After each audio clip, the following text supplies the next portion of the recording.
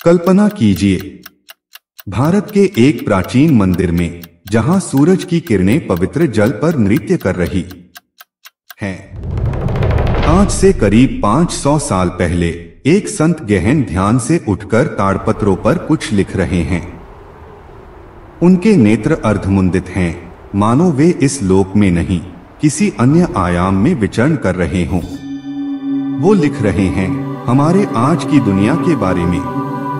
वो देख रहे हैं भविष्य के पर्दे के पीछे छिपे हुए दृश्य, आने वाला विनाश, वैश्विक युद्ध, समाज का पतन और फिर एक नए युग की शुरुआत। उनकी आंखें इतिहास के अनदेखे पन्नों को पढ़ रही हैं जो अभी लिखे भी नहीं गए हैं। क्या ये मुमकिन है? क्या कोई संत भविष्य को ऐसे देख सकता है जैसे हम आईने में अपना प्रतिबिंब? क्या समय की नदी के प्रवाह में कोई आगे के मोड़ भी देख सकता है?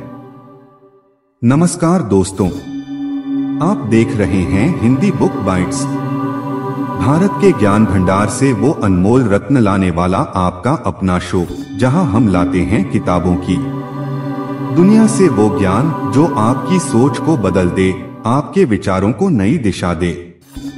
आज से हम शुरू कर रहे हैं एक विशेष, अत्यंत गहराई से शोध की गई सीरीज, जिसे तैयार करने में हमारी टीम ने महीनों का समय लगाया है। इस सीरीज का नाम है भविष्य मालिका की भविष्यवाणियां, एक ऐसा ग्रंथ जिसने कई विद्वानों, इतिहासकारों और आध्यात्मिक गुरुओं को हैरान कर दिया है। यह सिर्फ एक किताब नहीं, बल्कि एक रहस्य है जो शायद आपकी सोच को झकझोर देगा, आपके विश्वास को परखेगा और आपको सोचने पर मजबूर कर देगा कि क्या समय की रेखा सिर्फ एक दिशा में चलती है या फिर कोई इसे पार कर सकता है। भविष्य मालिका क्या है? क्या यह सिर्फ एक कल्पना है या फिर इतिहास का एक अनदेखा पन्ना?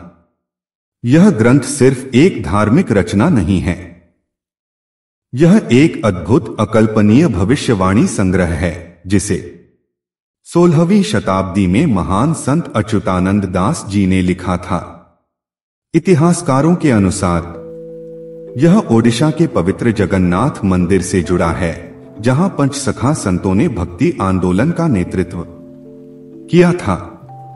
भविष्य मालिका मूल रूप से ओडिया भाषा में लिखी गई है और इसमें लगभग 1,85,000 श्लोक हैं। यह संख्या महाभारत के श्लोकों से भी अधिक है। इन विशाल श्लोक संग्रह में आश्चर्यजनक रूप से दुनिया के भविष्य की घटनाओं का सटीक वर्णन है, वैज्ञानिक प्रगति से लेकर सामाजिक परिवर्तन तक, प्राकृतिक आपदाओं से लेकर राजनीतिक उलटफेर तक, धार्मिक पतन से लेकर कलियुग की समाप्ति तक। विश्वसनीय स्रोतों के अनुसार इस ग्रंथ में 21वीं सदी की कई घटनाओं का उल्लेख है, जिन्हें अच्युतानंद जी ने 500 साल पहले लिख दिया था। इस ग्रंथ के कई अंश पूरी मानवता के लिए चेतावनी के रूप में हैं, तो कुछ आशा और नवीन युग की भविष्यवाणी करते हैं। अब सवाल उठता है, अच्युतानंद दास जी कौन थे? क्या वे सिर्फ एक कवि या लेखक थे? क्या उन्हें वास्तव में भविष्य देखने की शक्ति थी, या फिर यह सब कोई मिथक है? इतिहास और लोकमान्यता के अनुसार अच्युतानंद जी मात्र एक संत नहीं थे, वे पंचसखा यानी 5 दिव्य संतों में से एक थे, जिन्होंने 16वीं शताब्दी में ओडिशा में भक्ति आंदोलन का नेतृत्व किया था। इन 5 संतों को भगवान जगन्नाथ के विशेष भक्त माना जाता है, जिन्हें भगवान की कृपा से विशेष आध्यात्मिक और दिव्य दृष्टि प्राप्त हुई थी। पंचसखा के 5 महान संतों के नाम हैं अच्युतानंद दास, जिन्हें महायोगी कहा जाता था, जिनके पास दिव्य दृष्टि थी। बलराम दास, जिन्हें लोकनाथ या लोगों के नाथ के रूप में जाना जाता था। अनंत दास, जिन्हें अनंत कवि कहा जाता था, अद्भुत काव्य प्रतिभा के धनी। यशोबंत दास, जिन्हें जीवनी कवि कहा जाता था। जगन्नाथ दास, जिन्होंने ओडिया में भागवत का अनुवाद किया था। इन पांचों संतों को कलियुग में भगवान के विशेष अवतार माना जाता है। विशेष रूप से अच्युतानंद जी के बारे में प्राचीन ग्रंथों में उल्लेख मिलता है कि वे भगवान विष्णु के ज्ञान रूप का अवतार थे। उनका जन्म 1510 ईस्वी के आसपास माना जाता है और जब वे मात्र 18 वर्ष के थे तब उन्हें आध्यात्मिक ज्ञान की प्राप्ति हुई थी। अच्युतानंद जी को महायोगी की उपाधि इसलिए मिली क्योंकि उन्होंने योग और ध्यान की अद्भुत साधना की थी। कहा जाता है कि उन्हें कई सिद्धियां प्राप्त थीं, जिनमें से एक थी त्रिकालदर्शी होना, यानी तीनों कालों भूत, वर्तमान और भविष्य को देखने की क्षमता। स्थानीय मान्यताओं के अनुसार अच्युतानंद जी को यह आदेश स्वयं भगवान जगन्नाथ ने दिया था कि वे आने वाले कलियुग के अंत और नए युग की शुरुआत के बारे में लिखें ताकि मानवता को सचेत किया जा सके। भविष्य मालिका की रचना एक अलौकिक प्रक्रिया। भविष्य मालिका की रचना कोई साधारण लेखन कार्य नहीं था। यह एक अलौकिक प्रक्रिया थी जिसे समझना हमारे लिए कठिन है। प्राचीन स्रोतों के अनुसार अच्युतानंद जी गहन ध्यानावस्था में जाते थे, जिसे समाधि कहा जाता है। इस अवस्था में उनका मन भौतिक शरीर से पूरी तरह अलग हो जाता था और वे समय की सीमाओं को पार कर भविष्य में प्रवेश करते थे। उन्हें जो दिव्य दर्शन और संदेश प्राप्त होते थे, उन्हें वे ध्यान से बाहर आकर ताड़पत्रों और तांबे की पट्टियों पर लिखते थे। यह लेखन प्रक्रिया कई दशकों तक चली। अच्युतानंद जी के अनुयायी और शिष्य उनके द्वारा बताए गए वचनों को लिखते थे। कहा जाता है कि भविष्य मालिका की रचना के दौरान कई बार अलौकिक घटनाएं घटीं, जैसे अचानक प्रकाश का दिखना, अद्भुत आवाजें सुनाई देना और अच्युतानंद जी का कई दिनों तक बिना भोजन पानी के समाधि में रहना। भविष्य मालिका का लेखन विशेष रूप से गूढ़ भाषा और प्रतीकात्मक शब्दों में है, जिसे कोडेड रूप में समझा जाता है ताकि यह सिर्फ अधिकारी व्यक्तियों के लिए ही समझ में आए। इसमें सटीक समय, स्थान और घटनाओं का उल्लेख है, लेकिन प्रतीकात्मक भाषा में, जिसे विशेष ज्ञान के बिना समझना मुश्किल है। कई भविष्यवाणियों में नक्षत्र संयोग और ग्रह स्थिति के आधार पर समय बताया गया है, जिससे ज्योतिषी उसका सटीक काल निकाल सकते हैं। कुछ भविष्यवाणियां राजाओं, नेताओं और शासकों के नामों के प्रतीकों के माध्यम से बताई गई हैं और सबसे महत्वपूर्ण, इसमें कलियुग के अंत और नए युग की शुरुआत के संकेतों का विस्तृत वर्णन है। यह ग्रंथ एक रहस्यमयी ज्ञान का कोश है, जिसे पूरी तरह से समझने के लिए न केवल भाषा का ज्ञान बल्कि आध्यात्मिक दृष्टि और प्रतीकों का गहन अध्ययन आवश्यक है। भविष्य मालिका की प्रमुख भविष्यवाणियां, विस्तृत विवरण। आइए जानते हैं कुछ प्रमुख विषय जिनका विस्तृत उल्लेख इस ग्रंथ में किया गया है। 1. कलियुग के अंतिम चरण के लक्षण। भविष्य मालिका में लिखा है कि कलियुग के अंतिम चरण में मानवता चरम पतन की ओर जाएगी। इसके कुछ प्रमुख लक्षण हैं। धर्मग्लानि, धर्म का पतन और अधर्म का प्रसार। पारिवारिक मूल्यों का विघटन, माता पिता और बच्चों के बीच संबंधों का टूटना। भौतिकवाद का बढ़ना, लोगों का केवल धन और भौतिक सुखों के पीछे भागना। नैतिक मूल्यों का पतन, सत्य, अहिंसा और प्रेम जैसे मूल्यों का क्षरण। छद्म गुरुओं का उदय, जो लोगों को भटकाएंगे और धन के लिए धर्म का व्यापार करेंगे। विशेष रूप से ग्रंथ में उल्लेख है कि कलियुग के अंतिम चरण में मनुष्य इंद्रियों का दास हो जाएगा और यंत्रों और मशीनों पर इतना निर्भर हो जाएगा कि उसकी स्वयं की शक्तियां क्षीण हो जाएंगी। 2. प्राकृतिक आपदाएं और परिवर्तन।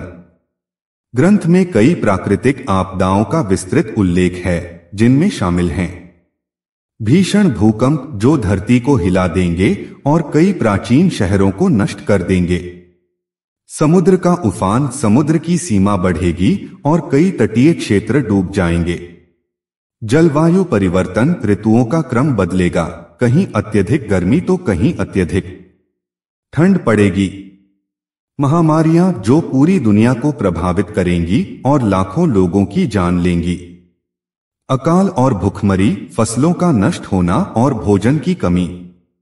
आश्चर्यजनक रूप से इन आपदाओं का वर्णन कुछ इस तरह से किया गया है कि वे आधुनिक विज्ञान की भाषा से मेल खाते हैं।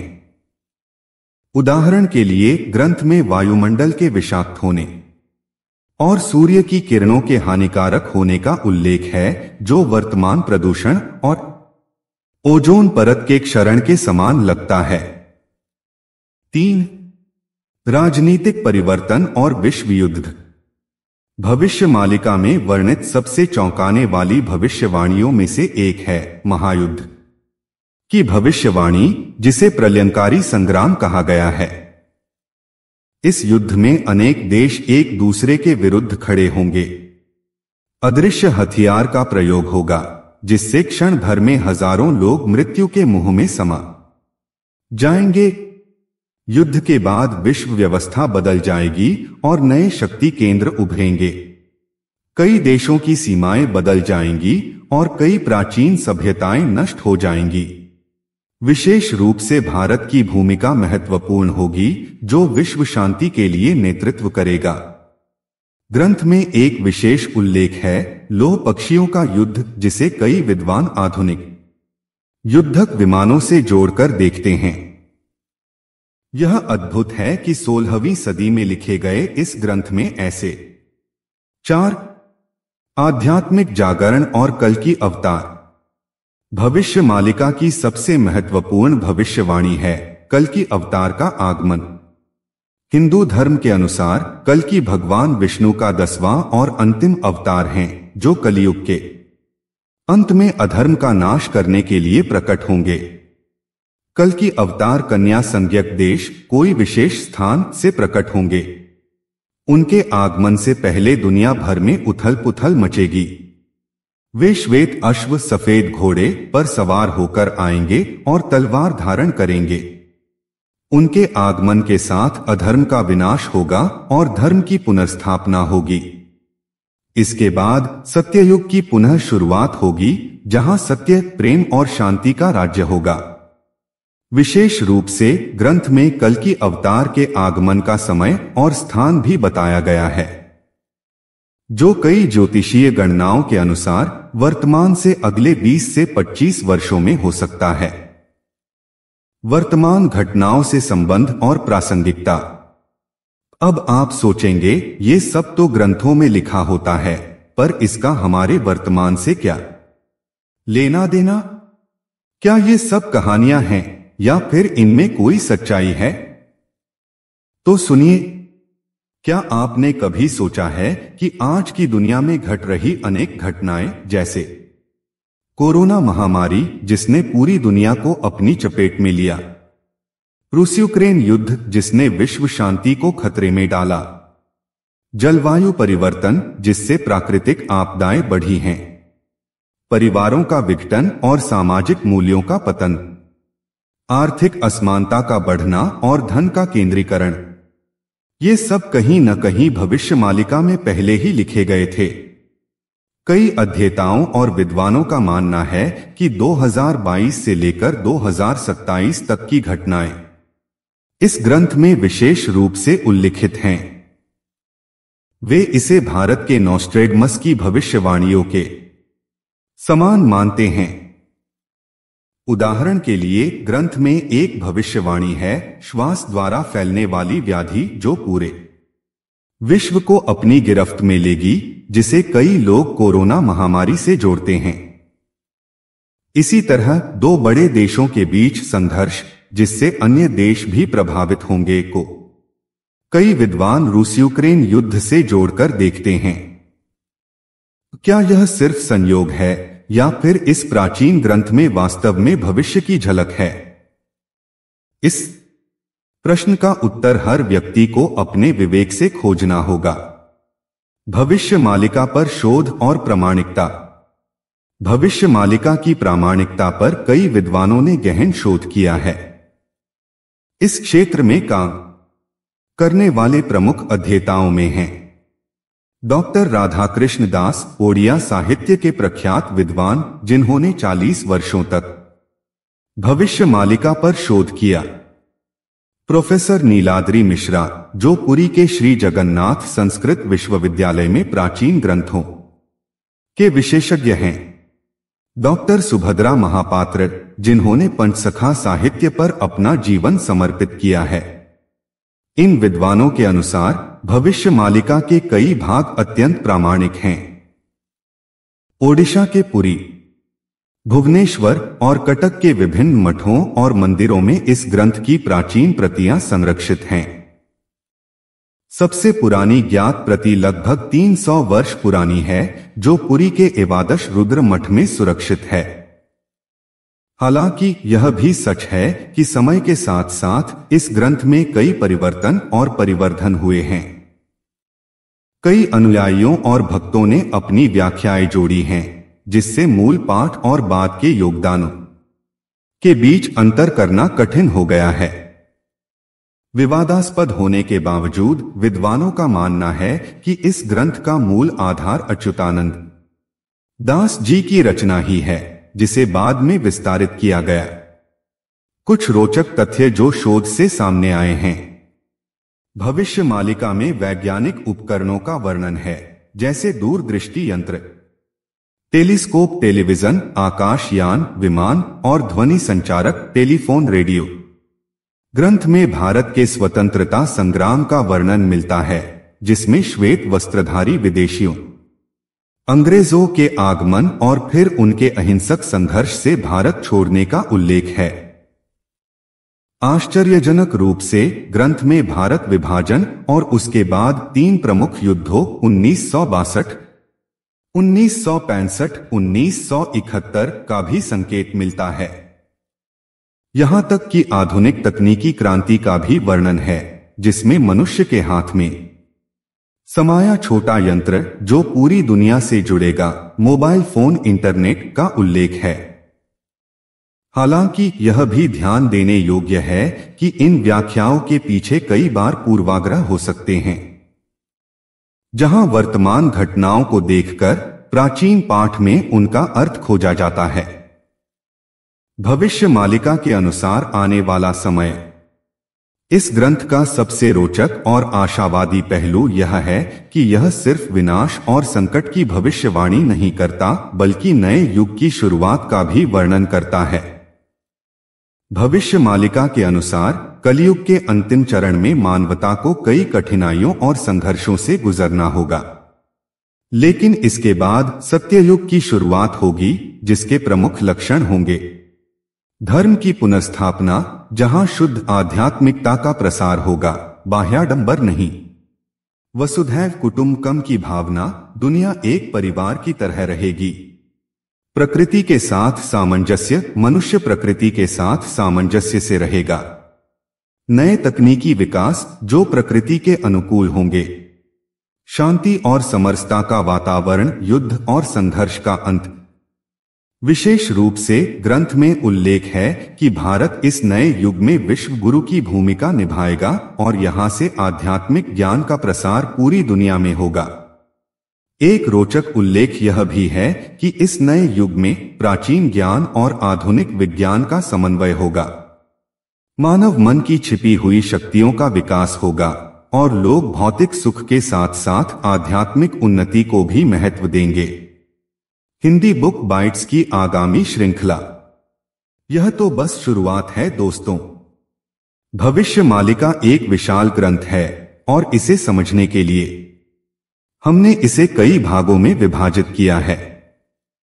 इस सीरीज के आगामी भागों में हम विस्तार से चर्चा करेंगे कलयुग के अंतिम लक्षण, भविष्य के संकट और आपदाएं, कल की अवतार और नए युग की शुरुआत, भविष्य मालिका मिथक या सत्य?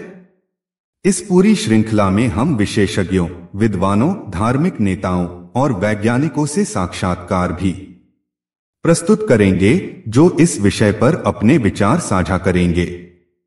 हमारा उद्देश्य न तो अंधविश्वास फैलाना है और न ही भय, बल्कि एक प्राचीन ग्रंथ के माध्यम से मानवता के भविष्य पर गंभीर चिंतन करना है।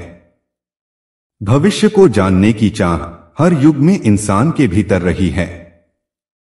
प्राचीन काल से लेकर आज तक मानव ने समय के पर्दे को भेदने की कोशिश की है, लेकिन अगर अतीत ने पहले ही आने वाले तूफानों की चेतावनी दे दी हो तो क्या हम उसे नजरअंदाज कर सकते हैं? प्रश्न यह नहीं है कि क्या हम भविष्य मालिका पर विश्वास करें या नहीं। प्रश्न यह है कि क्या हम उसमें छिपे गहरे सत्य को पहचान सकते हैं, चाहे वह शब्दशः सही हो या प्रतीकात्मक। शायद इस प्राचीन ग्रंथ का सबसे बड़ा संदेश यही है कि समय एक चक्र है जिसमें विनाश के बाद निर्माण और पतन के बाद उत्थान अवश्यंभावी है। कलयुग कितना भी घोर हो, उसके बाद सत्ययुग का सूरज अवश्य उगेगा। अगर आपको यह वीडियो ज्ञानवर्धक और रोचक लगा, इसे लाइक कीजिए, अपने विचार कमेंट्स में अवश्य साझा कीजिए। हिंदी बुक बाइट्स को सब्सक्राइब कीजिए और बेल आइकन जरूर दबाइए ताकि अगला भाग आपसे मिस न हो जाए। अपने मित्रों और परिवार के साथ इस वीडियो को शेयर कीजिए ताकि वे भी इस रहस्यमय ज्ञान से परिचित हो सकें। आपके प्यार और समर्थन के लिए हार्दिक आभार। हम अगले भाग में आपका इंतजार करेंगे।